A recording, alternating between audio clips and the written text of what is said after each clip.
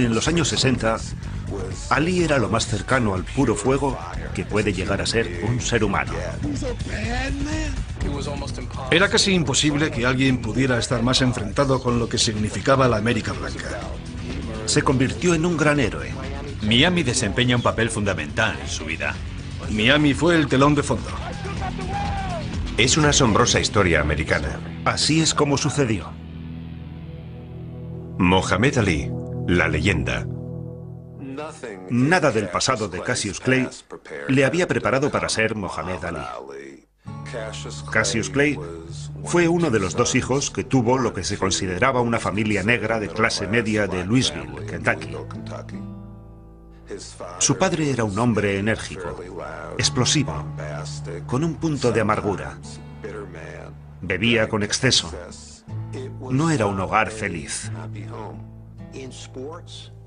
Cassius encontró en el deporte un sentido, una disciplina y un lugar propio. Sentía que dentro del ring podía controlar su propio entorno. Era como si Dios le estuviera diciendo: esto es lo que se supone que tienes que hacer. Los jóvenes negros de alrededor de 20 años que crecían en los Estados Unidos de principios de los años 60 eran ciudadanos del país, sí. Pero allí donde fueran seguía habiendo carteles que decían blancos y de color. La segregación era legal en restaurantes, baños públicos, tiendas y hoteles. Recordatorios constantes de que eras un ciudadano de segunda clase. Cassius Clay participó en los Juegos Olímpicos de Roma. Ganó la medalla de oro y se sintió muy orgulloso de ser estadounidense. Pero al volver a su país, y a pesar de haber ganado la medalla de oro, comprueba que sigue habiendo restaurantes donde no le permiten la entrada. En algunos lugares le siguen llamando negro, y eso a él no le gusta.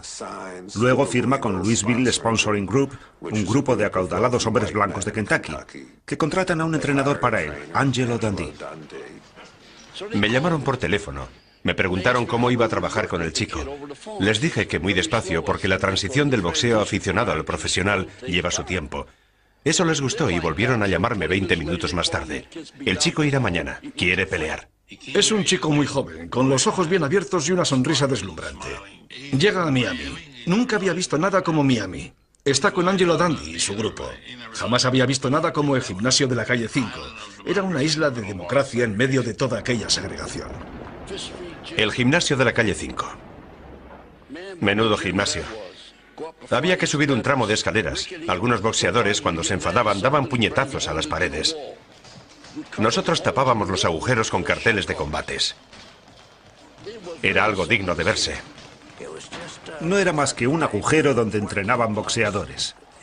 Quienes estaban allí sentían que su único lugar en el mundo era un gimnasio de boxeadores. Para entrenarte en el gimnasio de la calle 5 necesitabas tener talento, ambición, ganas de ser alguien. Estar dispuesto a trabajar muy duro para llegar a conseguir tu meta. Y deseo de aprender de los campeones, porque cuando entrabas allí estabas con los campeones. Si alguien decía, primer asalto, necesitan un peso medio, y subías al ring, te encontrabas peleando con el campeón del mundo del peso medio. Podía tumbarte, pero tú también a él. Era un buen chico. Él quería ser boxeador. En cuanto entraba al gimnasio se le iluminaba la cara. Esa era la clase de chico que era. Cassius, how do you feel today? Pretty good. How you doing? I hear you met Don Juan today. How was he? Yeah. He wasn't too friendly. What do you have to say? He didn't even shake my hand. What are you going to do about that? Now you must fall. En el gimnasio todo el mundo le quería. Pensaban que era el mejor. Todo el mundo confiaba en él. Sabían que llegaría lejos. Well, Cassius, how do you rate yourself as a fighter? Well, I wouldn't want to do too much bragging about it, but everybody that watches me fight or everybody that has witnessed one of my bouts, they say that I am the greatest that they've ever seen. Le conseguí una habitación en el Hotel Charles, en Overtown. Overtown es históricamente el lugar de la comunidad negra de Miami. Se fundó en 1896, cuando llegó el ferrocarril a Miami y se formó la comunidad negra de la ciudad. Era un centro de cultura, educación y vida social.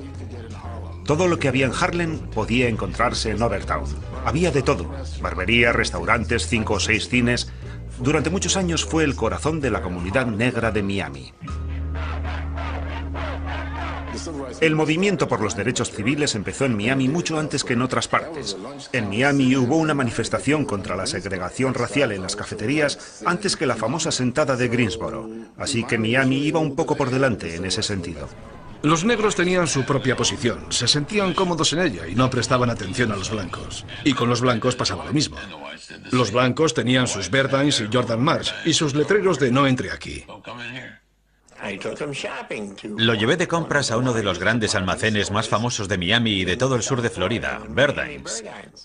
Tenían unas camisas muy bonitas rebajadas y había unas personas que se las estaban probando. El vendedor se acercó y nos dijo que no estaba permitido que los negros se probaran la ropa. Yo no podía creerlo. Se suponía que estábamos en una ciudad moderna. No se probará ropa en mi tienda y tampoco en ningún otro gran almacén de Miami, me dijo. En ese momento, Cassius me tiró de la manga. Hicimos una parte y me dijo, oye, yo no quiero causar ningún problema, llamarán a la policía y eso me perjudicará. Luego me dijo, vámonos, también hay buenas tiendas en el sector negro. Me mostró dónde estaban y le compramos una ropa muy bonita y unos buenos zapatos en aquella tienda para negros. La segregación racial no era tan severa como en Atlanta o Nueva Orleans, pero sin embargo, existía. El chico no tenía coche. Muchas veces atravesábamos corriendo el paso elevado para ir a South Beach. Un día la poli le paró. Imagínense, un joven alto y delgado corriendo por la autopista. Les dijo, soy el boxeador de Angelo Dundee. Entonces la policía me llamó y yo confirmé sus palabras. Sí, es un gran boxeador. Angelo era el entrenador perfecto para Cassius Clay, porque permitió que Cassius fuera Cassius, dentro y fuera del ring.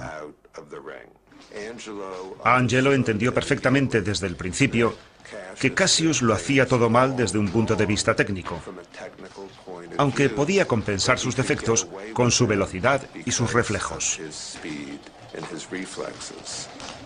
Well, I'm sure any heavyweight that follows me in the ring for 6 or 7 rounds, he's mine after that, if he's still standing. Al principio, los periodistas en sus 6 primeros combates pensaron que era demasiado torpe, por la forma en la que esquivaba los golpes, por cómo soltaba las manos, por cómo se movía. Pero yo les dije que tuvieran paciencia porque iba a mejorar. Lo que más le criticaban los periodistas deportivos veteranos era su estilo, tan poco ortodoxo. Se inclinaba hacia atrás para esquivar los golpes. Y todo el mundo sabe que si te inclinas hacia atrás, puedes perder el equilibrio y quedar a merced del contrincante. Se movía tanto que nunca podía armar los brazos. Solía moverse con tanta rapidez y estaba tan concentrado en todo el alboroto que se creaba a su alrededor que tardaba en demostrar que sabía golpear. Angelo intentó pulir el talento natural de Cassius Clay. Yo le hacía sentir que él lo había innovado todo, porque eso es lo que hay que hacer cuando tienes a una estrella. Yo estaba con él y le decía, haz esto, haz lo otro, y funcionó. Un día se bajó del ring y le dije, ese jab tuyo le está machacando el cuello. Le estás dando justo donde tienes que darle. Y estás doblando la rodilla perfectamente.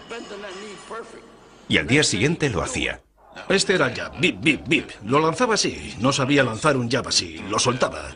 Lo llamaba el lengüetazo de la serpiente, bip, bip, y se movía. Y de pronto se quedaba quieto y sacaba la derecha. Combinaba esa velocidad con la pegada de un peso pesado. Y creó una nueva forma de boxear. Jamás habíamos visto un peso pesado como él, y no hemos vuelto a verlo. Los primeros combates fueron tan fáciles que parecían exhibiciones. Bip, bip, bip, se acabó. Incluso derrotó a Archie Moore, que era un boxeador muy inteligente y difícil de derrotar. Lo noqueó. But Archie Moore is going around popping off saying he's inventing a lip buttoner for me. See, I've earned a reputation as the Louisville Lip. Well, since he's going to invent a punch called the lip buttoner, and I'm the one who usually does the popping off, but he's starting, so I cut this from 8 rounds to 4 rounds.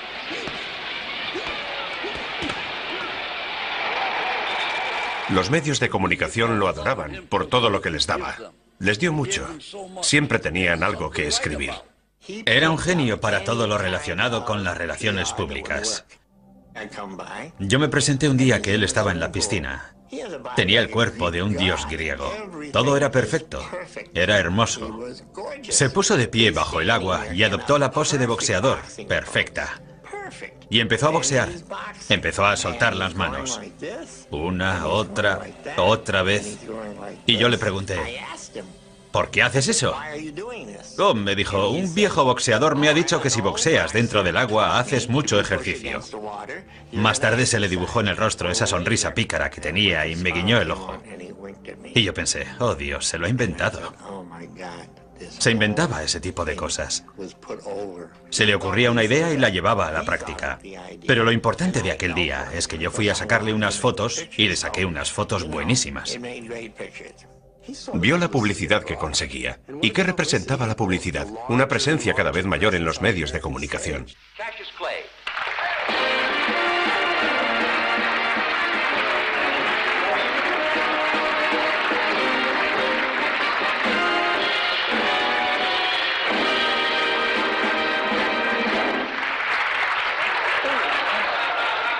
Era perfecto para la televisión, un provocador nato, justo lo que quería la televisión. Well, you recite something and I'll make up the music to it. For a change, do the one about you.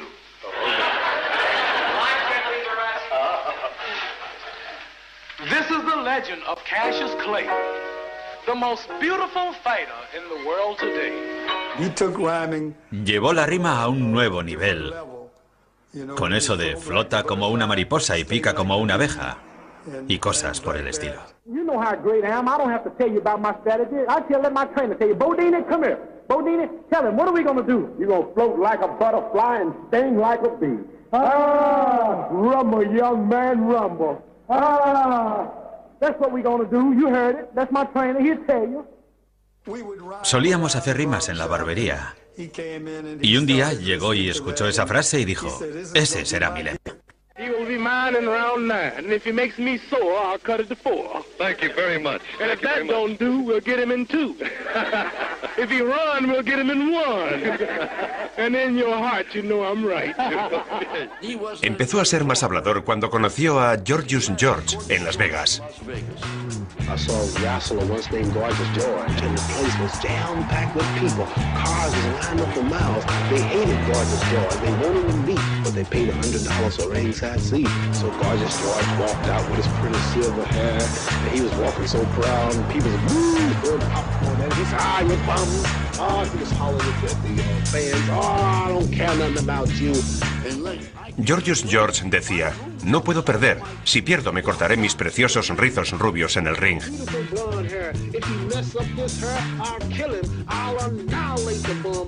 Pero yo no puedo perder, soy el más grande.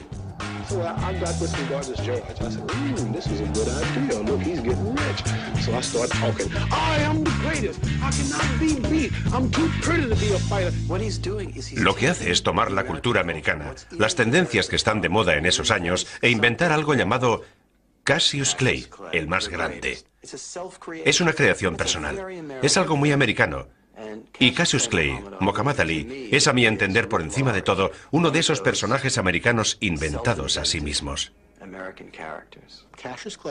Cassius Clay entendió que nosotros solo queríamos tener algo que poder contar. Lo que queremos es que nos des una noticia. Mientras tú nos des una noticia, podrás manejarnos. Tendremos que escribir sobre ti. Y Cassius Clay era capaz de crear la noticia. Era él quien escribía el guión. El gimnasio de la calle 5 era una especie de imán para la gente. Todo el mundo quería ver a este chico porque era algo nuevo, algo brillante. El gimnasio de la calle 5 se convirtió en el lugar al que todo el mundo quería ir. El mundo era su escenario. Fuera donde fuera lo convertía en su escenario. Miami fue simplemente el telón de fondo de sus actuaciones. Todo el mundo quería venir a Florida. La gente venía de Nueva York y de California para disfrutar del sol y de la diversión.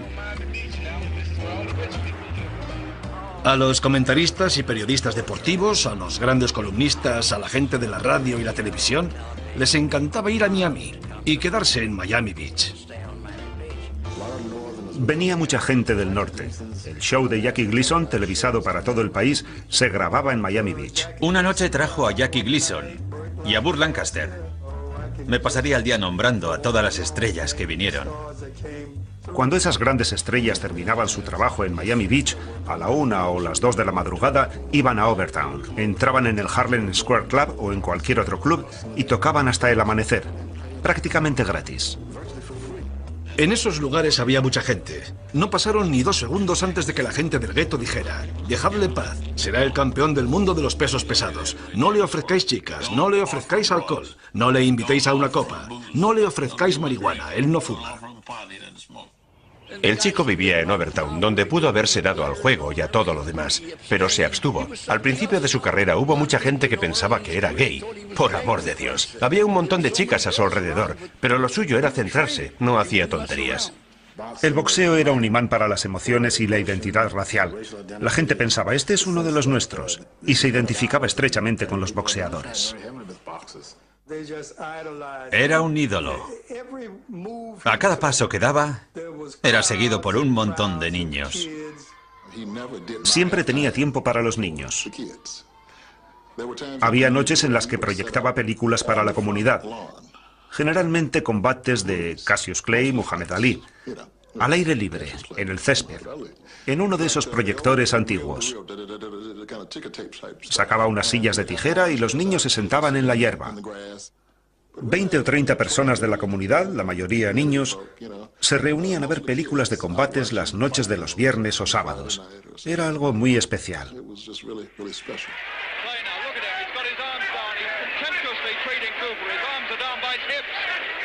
Yo sabía que Henry Cooper era peligroso. Clay no se estaba tomando el combate en serio, porque Cooper sabía pegar. Henry Cooper tenía una buena pegada. Tenía un gancho de izquierda muy peligroso.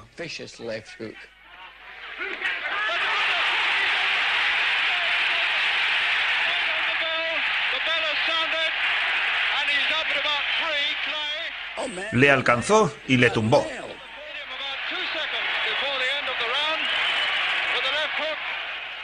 Gracias a Dios sonó la campana. Cooper tenía que haber ganado aquel combate.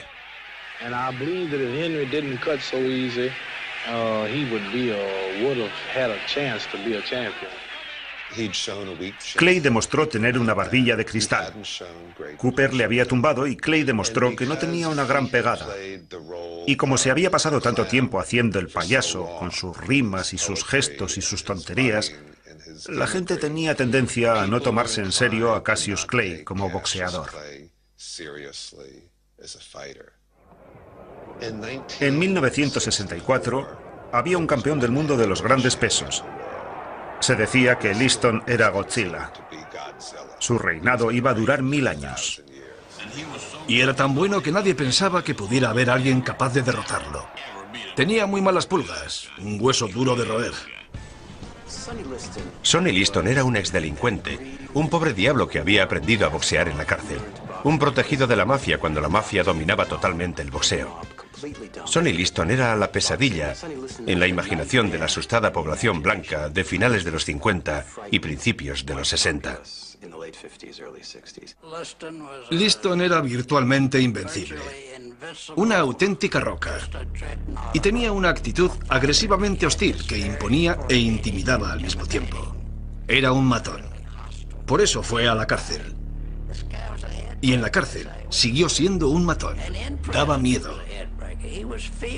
Sonny Liston, I watched him here in the gym a few months ago when he was here to fight Howard King.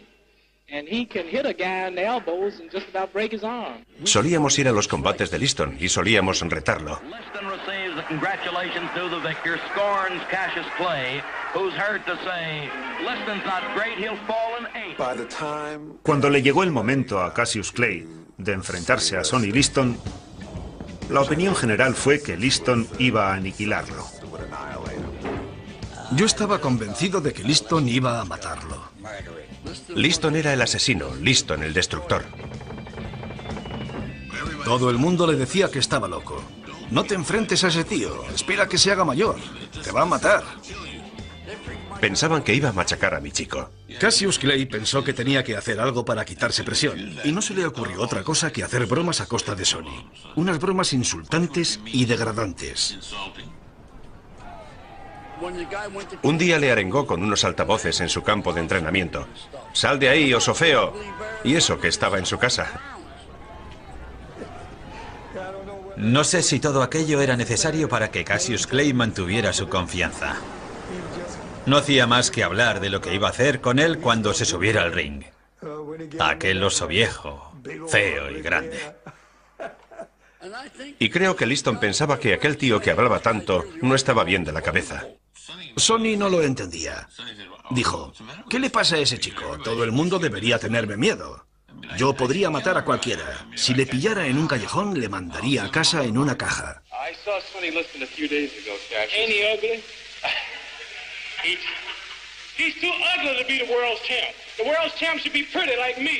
Liston pensaba que Clay era como esos que silban cuando pasan junto a un cementerio.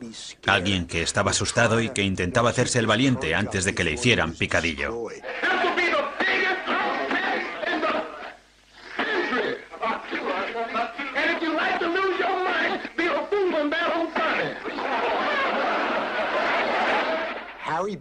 Harry Benson, el gran fotógrafo, había preparado una sesión fotográfica de los Beatles con Cassius Clay.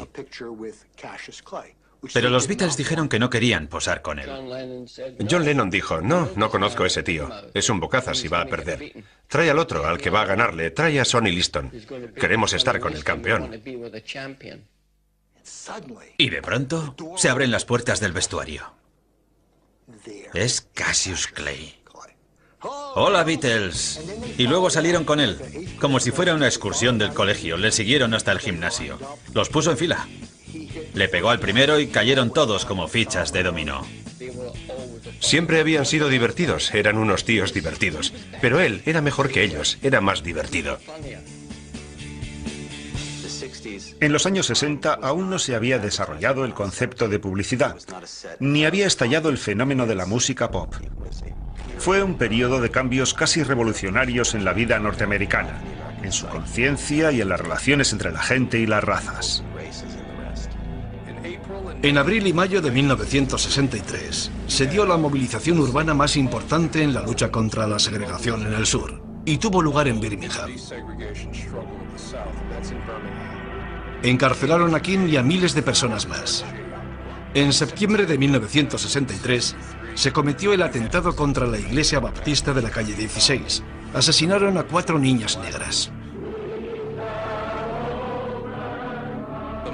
El mes anterior se había celebrado la marcha a Washington de 250.000 estadounidenses negros y blancos para presionar a la administración de Kennedy para que el Congreso adoptara la legislación de los derechos civiles.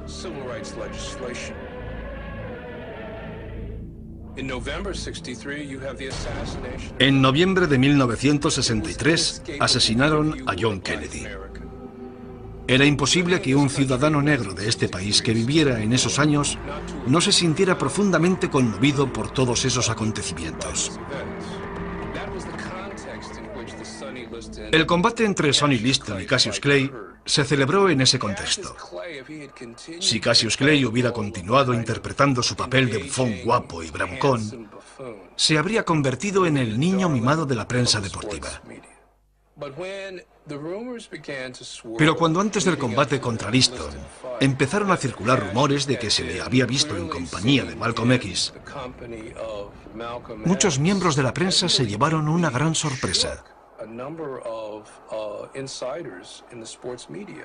Una vez le oí hablar a Malcolm X. Yo era muy joven, tenía 17 años y estaba en Atlanta. Jamás había oído a nadie hablar así. Me dio mucho miedo. We declare our right on this earth to be a man, to be a human being, to be respected as a human being, to be given the rights of a human being in this society, on this earth, in this day, which we intend to bring into existence by any means necessary. Cuando Malcolm X conoció a Cassius Clay, quedó encantado con él y lo trató como si fuera su hermano pequeño. Y el aprecio fue mutuo. En Estados Unidos, los musulmanes eran una especie de fuerza poderosa y misteriosa que iba a movilizar a todos los negros y convertirlos en una fuerza que se negaría a alistarse en el ejército y que desafiaría a la autoridad establecida. Y tenían un líder muy carismático, Malcolm X. Aunque naturalmente él no era su líder. Su líder era Elijah Muhammad. Era un grupo que decía que los blancos, lejos de ser superiores a los negros, eran inferiores a los negros. Y que los estadounidenses negros deberían sentirse orgullosos de lo que eran. Ese mensaje tenía que resultarle atractivo a un joven negro que se sentía profundamente despreciado, maltratado y relegado. Creo que lo que le ofreció la nación del Islam fue seguridad, una familia. Le hizo sentirse inteligente, algo que jamás había sentido antes.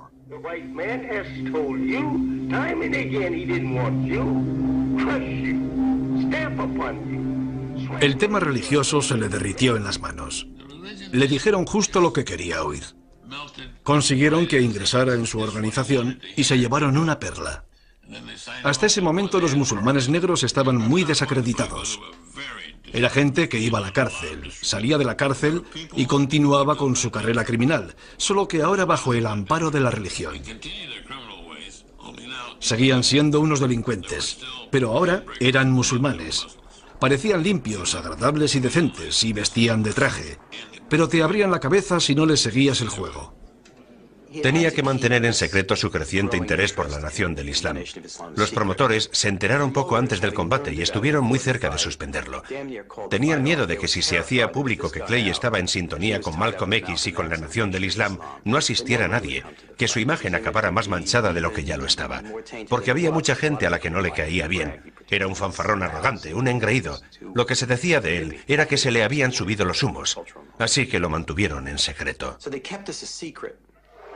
It's the morning of February 25th, the day of the big fight. Now we'll see the craziest weigh-in in all boxing history.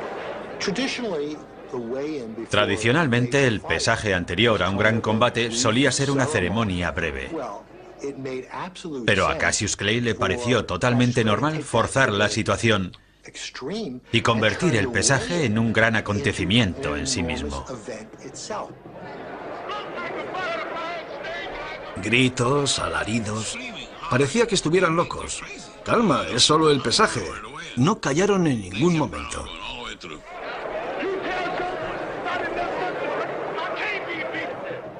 Liston pensó que Cassius Clay estaba loco. Y claro, en el patio de la cárcel eso era lo único que podía preocuparle. Tienes que evitar pelearte con un tío que esté loco. Y creo que eso le asustó.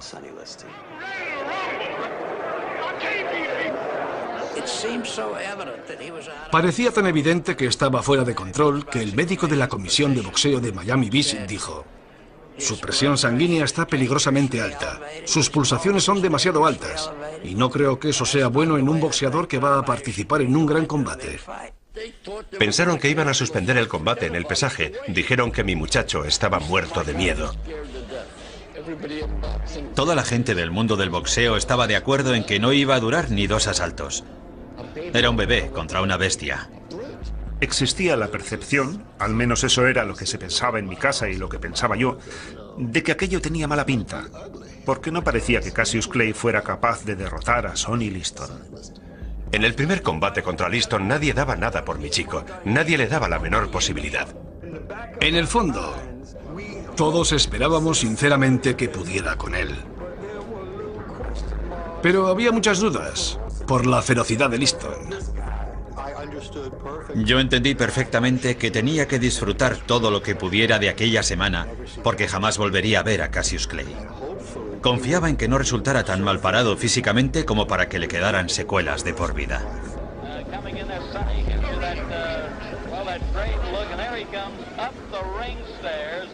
Cuando Liston hizo su aparición parecía un monstruo. Era como King Kong, un tío enorme. Era la primera vez que los veíamos juntos. Y la sorpresa fue generalizada. Cassius Clay era mucho más alto. La mirada de Liston es feroz, pero tiene que mirar hacia arriba. No puede mirar hacia abajo porque mi chico es más alto. All set now. World Heavyweight Boxing title on the line. Cassius Clay on the move as we see, looking to get Sonny to run, carrying his left hand dangerously low. Suben juntos al ring y, desde el primer momento, Clay saca a relucir el arma más importante de su arsenal, su rapidez. Es demasiado rápido para Liston. Cassius, awkwardly fast. Good long left lead that might keep the champion a bit off balance. Entonces le alcanzó. Le soltó una derecha terrible. Una derecha preciosa, un gran golpe. Pensábamos que Liston le iba a hacer picadillo. Y aquello era increíble. En el primer asalto quedó demostrado que aquel chaval sabía boxear.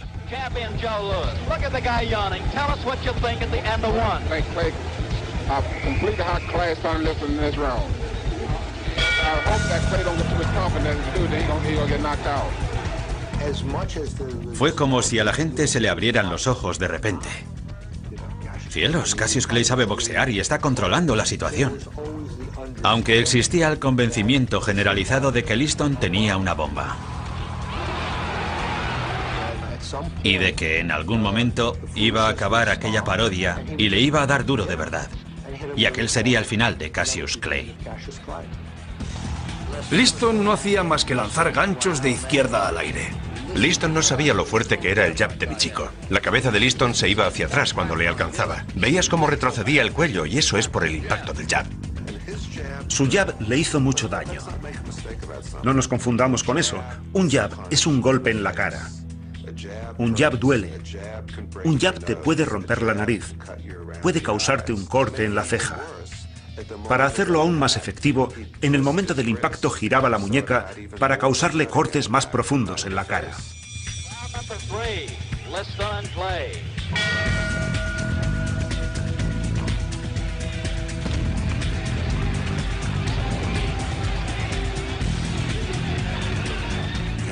Cassius Clay le alcanza con un 1-2. Y de pronto, los pómulos de Liston empiezan a hincharse. Tiene un corte y empieza a sangrar.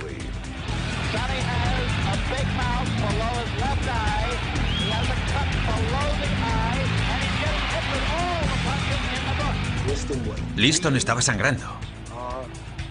Era asombroso. Pero ese fue el mejor asalto de Liston. Se echó hacia adelante y empezó a acorralar a mi chico.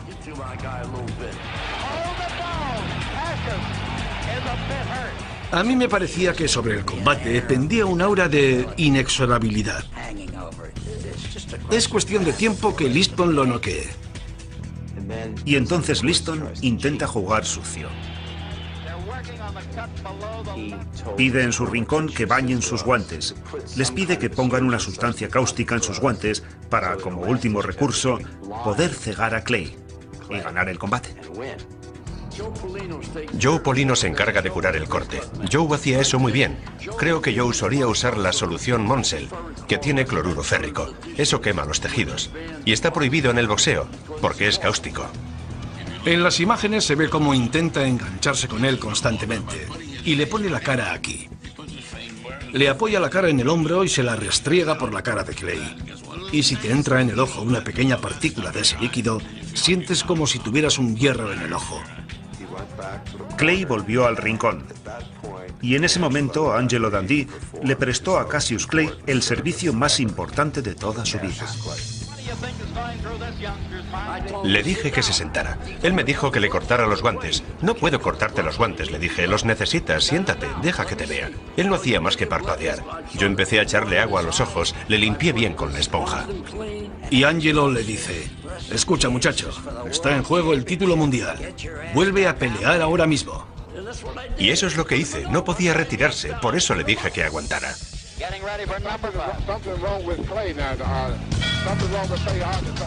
No podía ver.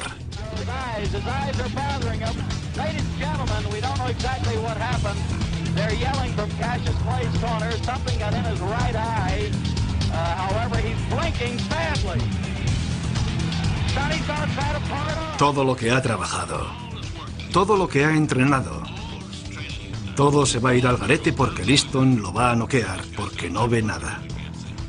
Solo le dije una cosa, ¡corre! Y gracias a Dios corrió durante medio asalto.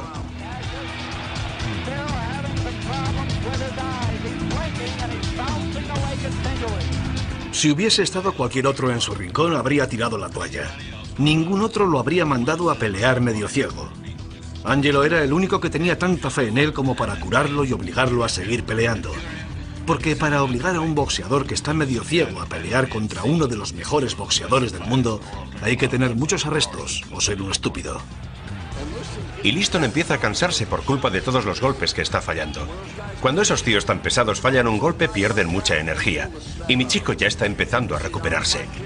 Está empezando a ver lo que pasa. Ya puede cubrirse la cabeza con la mano. Está recuperando la visión.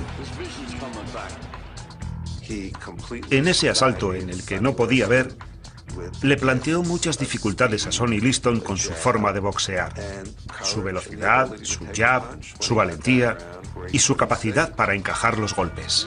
Liston estaba completamente desanimado porque no pudo acabar con él cuando mi chico no podía ver. Y cuando empezó el siguiente asalto, mi chico le lanzó una serie de golpes y de pronto Liston dejó de sacar las manos.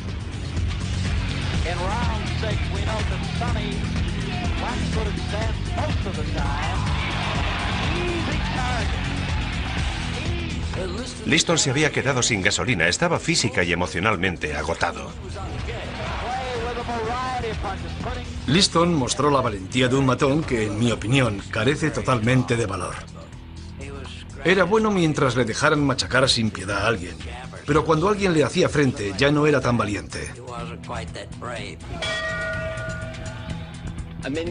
Yo estoy en el rincón de Liston y oigo cómo sus managers le dicen: tienes que continuar, Sonny, o serás un vagabundo toda tu vida. Eso es lo que le gritaban, tienes que continuar. Entonces veo que Clay está mirando a Sonny Liston. Él sabía que Liston no iba a continuar.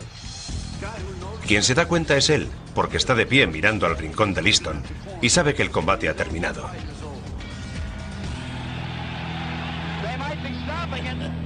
El combate ha terminado. Fue una auténtica sorpresa. Yo diría que para el 99% de los aficionados al boxeo. Y naturalmente Cassius Clay empezó a dar vueltas por el ring, gritándole a la prensa: «Comeos vuestras palabras». Clay se dirige hacia los periodistas que estamos en las localidades de la prensa. Os lo dije, intenté decíroslo y no me escuchasteis. ¿No os lo creéis ahora? ¿No os lo creéis ahora? Estaba como loco.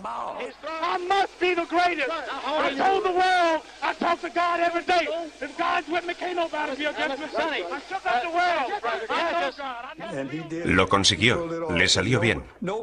Hasta los grandes periodistas deportivos se quedaron mudos después de ver aquello.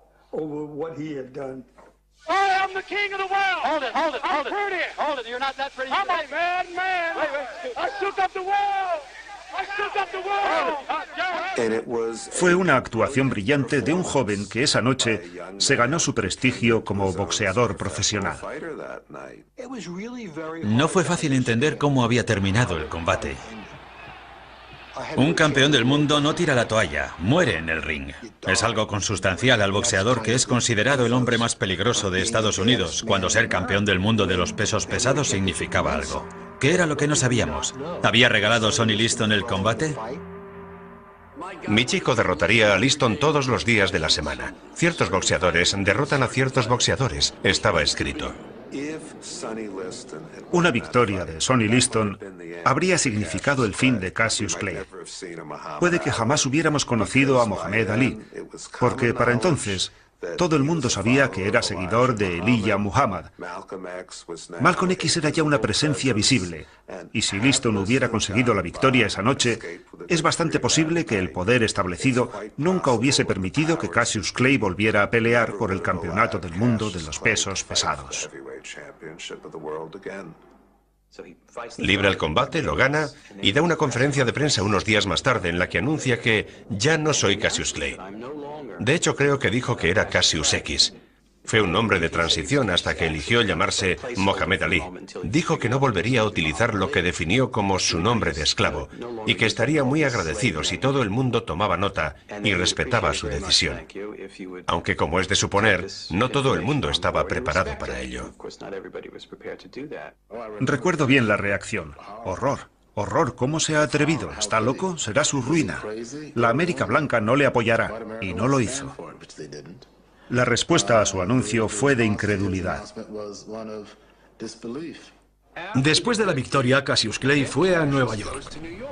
El infame Malcolm X le escolta por las calles de Harlem y la prensa se frota las manos. Empieza a correrse la voz de que cualquier día de estos, Malcolm va a abandonar la nación del Islam. Elijah Muhammad, the head of the movement, is the father of 8 children by 6 different teenage girls. Malcolm X se entera de que Elijah Muhammad ha dejado embarazadas a varias de sus secretarias y se siente profundamente traicionado. Se siente traicionado como persona y se siente religiosa, ética y moralmente traicionado por el hombre en quien había confiado en cuerpo y alma. Así que lo cuestionó todo, incluso el credo de la nación del Islam y su hipocresía. Había dos hombres que por encima de los demás quería que abandonaran con él la nación del Islam. Uno era Louis X, que era ministro en Boston, hoy en día conocido como Louis Farrakhan. Y la segunda persona era Cassius Clay.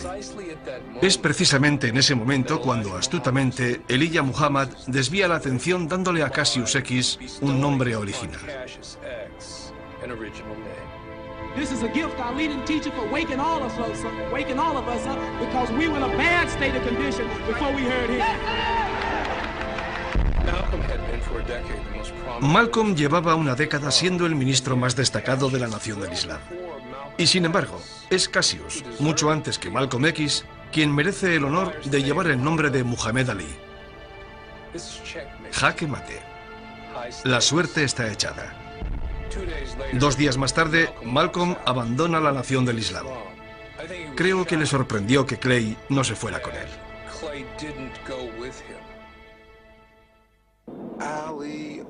Con el paso del tiempo, Ali empezó a entender que era grande, que era importante, que su persona causaba un impacto en la gente. La primera vez que se sintió verdaderamente grande fue cuando viajó a África después de ganar el título de campeón del mundo de los grandes pesos. Descubrió que allá donde fuera, la gente se agolpaba en las carreteras a su paso. La gente salía de la selva para verle. Y por primera vez, descubrió que su fama no se limitaba a Louisville, Miami Beach o Estados Unidos. Él representaba algo, no estaba seguro qué, pero sabía que representaba algo para la gente fuera de su país. Al primero que se le ocurrió y el primero que planteó la idea de que Muhammad Ali viajara a África fue a Malcolm X. Así que a Malcolm debió de dolerle muchísimo estar fuera del Hotel Ambassador de Accra, encontrarse con Muhammad Ali y que éste no le hiciera caso. Cuando hacía apenas unos meses, ambos se habían abrazado como hermanos. Malcolm se siente vulnerable y solo. Lo asesinaron el 21 de febrero de 1965. Malcolm X, anybody else who attacks or talks about attacking Elijah Muhammad will die. No man can oppose the message of Almighty God verbally or physically and get away with it. Cuando le hice una visita como periodista, Ali sacó de su maletín una fotografía de él con Malcolm X. Me dejó muy claro que llevaba aquella foto como una suerte de talismán, en recuerdo de un error terrible que había cometido en su vida. El error había sido dejar de lado a Malcolm X siguiendo instrucciones de la nación del Islam. Se había comportado muy mal con su amigo y mentor, algo que lamentó toda su vida. The heavyweight champion of the world, Muhammad Ali. Creíamos que en el segundo combate Liston lo aniquilaría. Para él, pensar en volver a enfrentarse a Liston era como, ya recibiste lo tuyo una vez, no vuelvas a intentarlo. The champion says a prayer in his corner. Clay takes the lead at the start. ¡Bum, bum! Le colocó una combinación 1-2 nada más empezar. Era algo que habíamos planeado con antelación, colocarle enseguida un par de buenas manos, para que se acordara del otro combate. Estoy preparando la cámara y de pronto Liston está en la lona.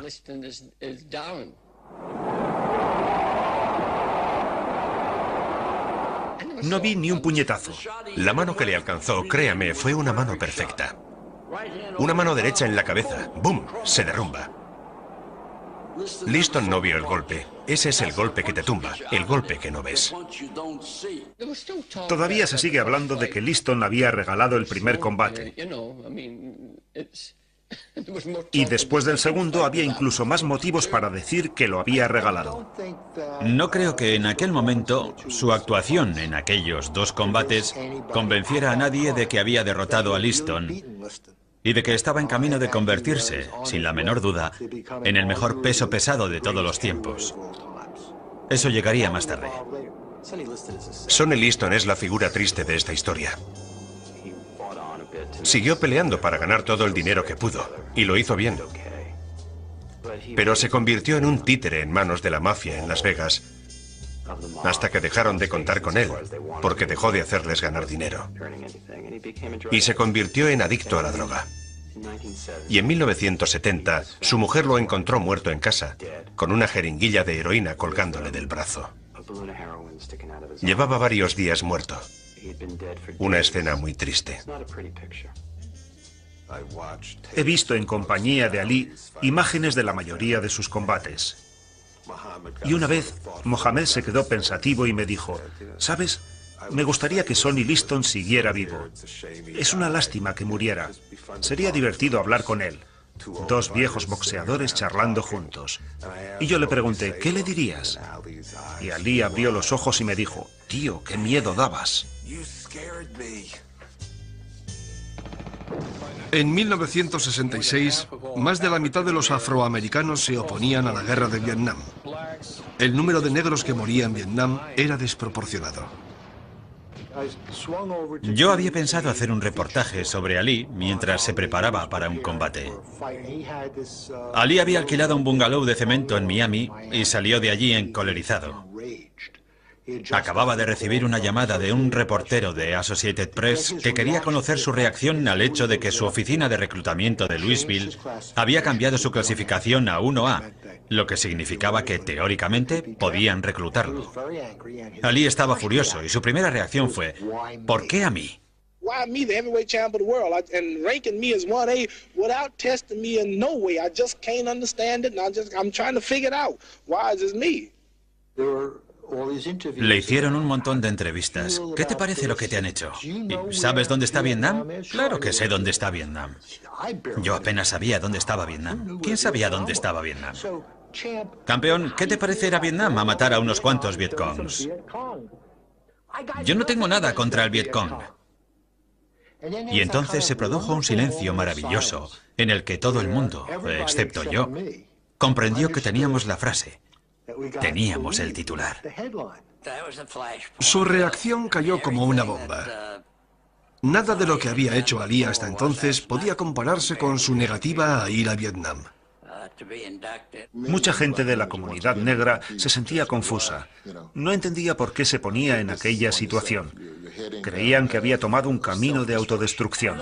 Cuando salió toda esa polémica, cuando se negó a ir a Vietnam, yo dije, escuchen, hay un motivo, el chico es sincero. Son sus principios, él es así, lo siente así, es honrado. Cassius Clay, or as he prefers to be called, Muhammad Ali, reports to an Army induction center in Houston, Texas. However, he says he will refuse on religious grounds to take the Army oath, an act that could cost him a $10,000 fine or a 5-year prison sentence or both. Cassius Clay left the induction center to the cheers of supporters chanting, "If he don't go, we don't go." De pronto ya no parecía de cobardes negarse a ir a la guerra de Vietnam. El superhombre, el campeón del mundo de los pesos pesados, el hombre más duro del planeta, también estaba en contra de la guerra. Why should me and other so-called Negroes go 10,000 miles away from home here in America to drop bombs and bullets on other innocent brown people who's never bothered us. And I will say directly, no, I will not go. Ali no quería ser un negro al que los blancos le envían a matar gente de piel marrón. Los negros siempre han admirado a otros negros que le plantan cara al gobierno. Ha habido muy pocos de nosotros que se hayan atrevido a hacerlo. Así que todo el que lo hace despierta una gran admiración. La reacción fue instantánea y devastadora. Porque las comisiones de boxeo tienen carácter estatal y municipal y dependen en gran medida de condicionantes políticos. Así que enseguida empezaron a sancionarle y a prohibirle pelear. Había cruzado el Rubicón. No tardaron en desposeerlo del título. Abandonó su carrera boxística por defender sus creencias religiosas y se mantuvo firme. I would like to say that I did not lose a thing up until this very moment. I haven't lost one thing. I have gained a lot. Number one, I have gained a peace of mind. I have gained a peace of heart. I now know that I'm in content with Almighty God Himself, whose proper name is Allah.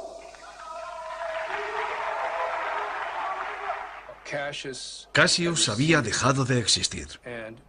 Y el hombre que se había convertido en Muhammad Ali estaba ya plenamente identificado con ese nombre y con lo que significaba.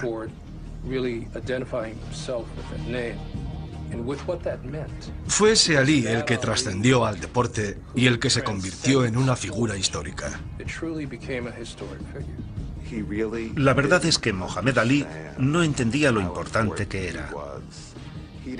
No sabía que gente como Nelson Mandela escuchaba sus combates por la radio en su celda de Sudáfrica.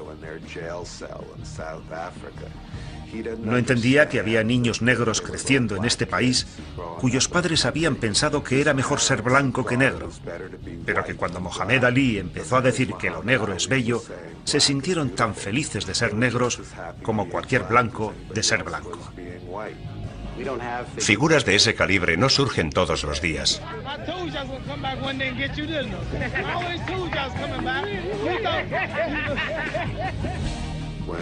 Cuando derrotó a George Foreman para recuperar el título de campeón del mundo de los pesos pesados, se sintió feliz. Fue un momento glorioso para él. Fue la victoria dentro de un ring que más significó para él. Pero una de las épocas más felices e intensas de su vida fue el periodo de Miami. Era joven, era guapo, era rápido. Nadie podía derrotarlo.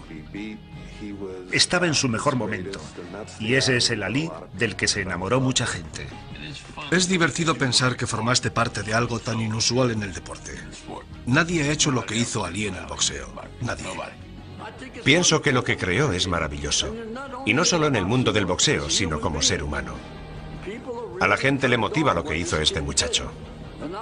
A mí no me sorprende, porque siempre supe que había mucha grandeza en aquel chico, más de la que podía ver la gente. Un gran ser humano, el rostro más reconocible del universo. Así de claro.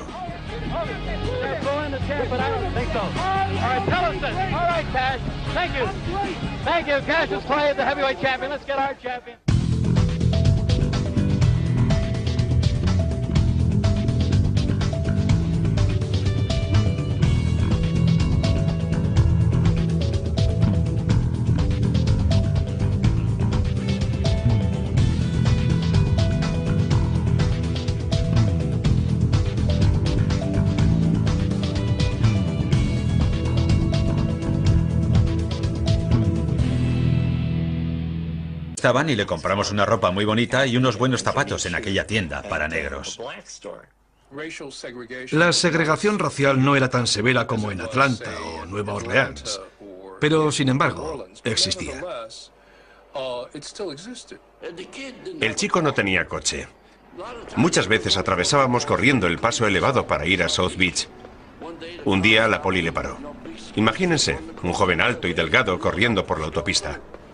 Les dijo, soy el boxeador de Angelo Dundee. Entonces la policía me llamó y yo confirmé sus palabras. Sí, es un gran boxeador.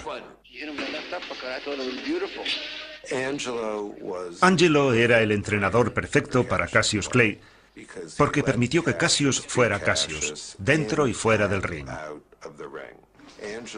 Angelo entendió perfectamente desde el principio que Cassius lo hacía todo mal desde un punto de vista técnico, aunque podía compensar sus defectos con su velocidad y sus reflejos. Well, I'm sure any heavyweight that follows me in the ring for 6 or 7 rounds, he's mine after that, if he's still standing. Al principio, los periodistas en sus 6 primeros combates pensaron que era demasiado torpe, por la forma en la que esquivaba los golpes, por cómo soltaba las manos, por cómo se movía. Pero yo les dije que tuvieran paciencia porque iba a mejorar. Lo que más le criticaban los periodistas deportivos veteranos era su estilo, tan poco ortodoxo. Se inclinaba hacia atrás para esquivar los golpes. Y todo el mundo sabe que si te inclinas... Y se formó la comunidad negra de la ciudad. Era un centro de cultura, educación y vida social. Todo lo que había en Harlem podía encontrarse en Overtown. Había de todo: barberías, restaurantes, 5 o 6 cines. Durante muchos años fue el corazón de la comunidad negra de Miami. El movimiento por los derechos civiles empezó en Miami mucho antes que en otras partes.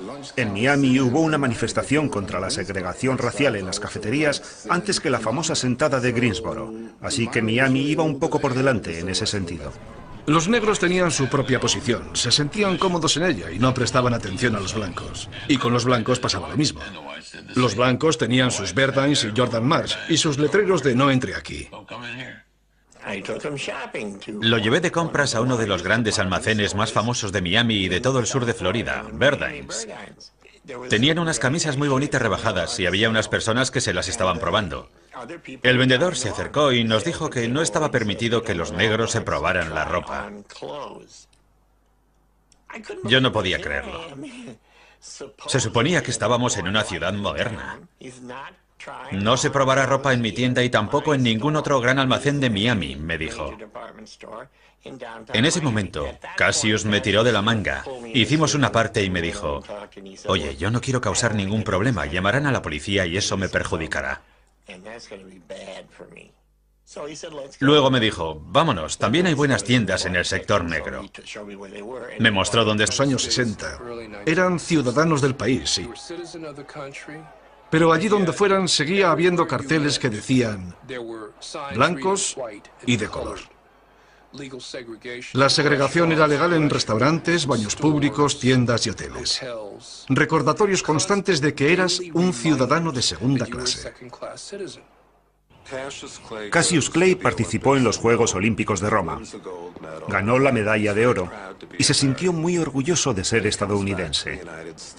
Pero al volver a su país, y a pesar de haber ganado la medalla de oro, comprueba que sigue habiendo restaurantes donde no le permiten la entrada. En algunos lugares le siguen llamando negro, y eso a él no le gusta. Luego firma con Louisville Sponsoring Group, un grupo de acaudalados hombres blancos de Kentucky, que contratan a un entrenador para él, Angelo Dundee. Me llamaron por teléfono. Me preguntaron cómo iba a trabajar con el chico. Les dije que muy despacio porque la transición del boxeo aficionado al profesional lleva su tiempo. Eso les gustó y volvieron a llamarme 20 minutos más tarde. El chico irá mañana. Quiere pelear. Es un chico muy joven, con los ojos bien abiertos y una sonrisa deslumbrante. Llega a Miami. Nunca había visto nada como Miami. Está con Angelo Dundee y su grupo. Jamás había visto nada como el gimnasio de la calle 5. Era una isla de democracia en medio de toda aquella segregación. El gimnasio de la calle 5. Menudo gimnasio. Había que subir un tramo de escaleras. Algunos boxeadores, cuando se enfadaban, daban puñetazos a las paredes. Nosotros...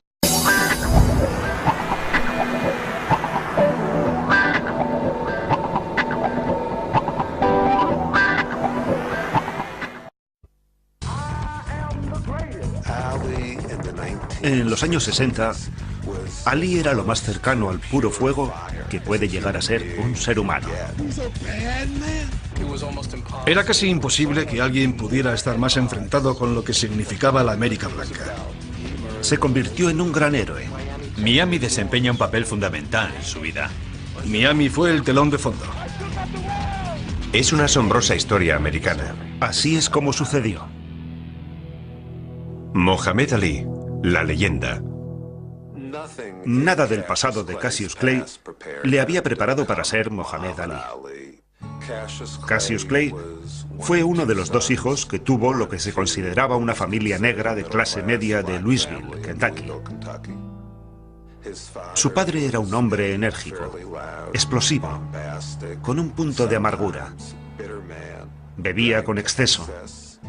No era un hogar feliz. Cassius encontró en el deporte un sentido, una disciplina y un lugar propio. Sentía que dentro del ring podía controlar su propio entorno. Era como si Dios le estuviera diciendo, esto es lo que se supone que tienes que hacer. Los jóvenes negros de alrededor de 20 años que crecían en los Estados Unidos de principios de los... Nosotros tapábamos los agujeros con carteles de combates. Era algo digno de verse. No era más que un agujero donde entrenaban boxeadores. Quienes estaban allí sentían que su único lugar en el mundo era un gimnasio de boxeadores.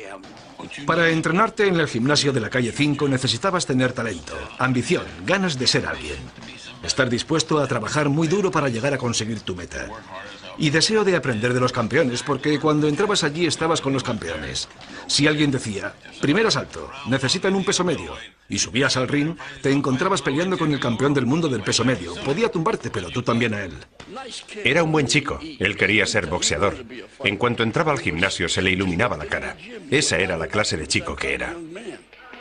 Cassius, how do you feel today? Pretty good. How you doing? I hear you met Don Juan today. How was he? Yeah. He wasn't too friendly. What do you have to say? He didn't even shake my hand. What are you going to do about that? Now you must fall. En el gimnasio todo el mundo le quería. Pensaban que era el mejor. Todo el mundo confiaba en él. Sabían que llegaría lejos. Well, Cassius, how do you rate yourself as a fighter? Well, I wouldn't want to do too much bragging about it, but everybody that watches me fight or everybody that has witnessed one of my bouts, they say that I am the greatest that they've ever seen. Le conseguí una habitación en el Hotel Charles, en Overtown. Overtown es históricamente el lugar de la comunidad negra de Miami. Se fundó en 1896, cuando llegó el ferrocarril a Miami.